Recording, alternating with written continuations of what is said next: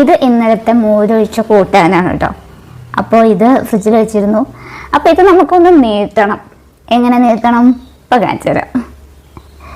ഇന്ന് ഉച്ചയ്ക്ക് ഇതന്നെ എടുക്കാമെന്ന് വിചാരിച്ചു കൂട്ടാൻ. അപ്പോൾ കുറച്ചുകൂടെ വേണം. അപ്പോൾ അതെങ്ങനെ നീട്ടാമെന്ന് ഇപ്പം കാണിച്ചു തരാം. അതിന് നമ്മൾ കുറച്ച് മോരെടുത്തിട്ടുണ്ട്. നേരത്തെ ഞാൻ കാച്ചി വെച്ച മോരിൻ്റെ ബാക്കി മോരാണ്. എന്ന് വെച്ചാൽ കാച്ചിയ മോരല്ല, പച്ചമോര്. അതിൽ ഒരിത്തിരി മഞ്ഞൾപ്പൊടി ഇട്ടിട്ടുണ്ട് കേട്ടോ. നമുക്കിതൊന്ന് തിളപ്പിച്ചെടുക്കാം.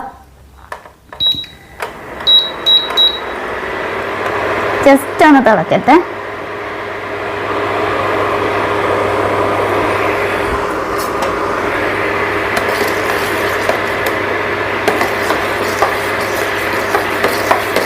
ഇതിൻ്റെ മഞ്ഞളിൻ്റെ പച്ചമണം ഒന്ന് പോകണം. അതിനാണ് ഇപ്പോൾ ഒന്ന് തിളക്കട്ടെ.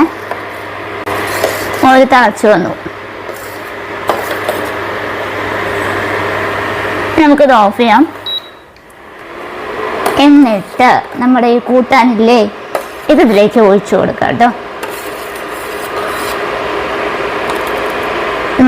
നിറയെ കഷ്ണമൊക്കെ ഉണ്ട്. ഇത് പച്ചക്കറി, കുമ്പളങ്ങയും മത്തങ്ങയും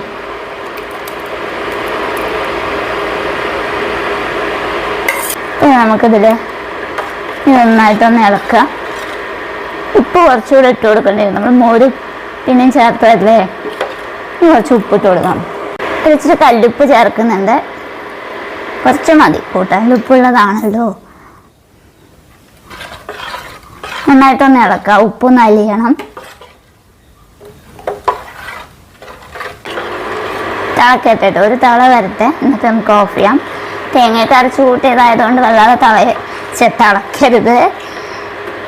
എന്നാലും ജസ്റ്റ് ഒരു തിള വരട്ടെ, നല്ലൊരു യോജിപ്പ് കിട്ടുള്ളൂ. എങ്ങനെയുണ്ട് നോക്കട്ടെ.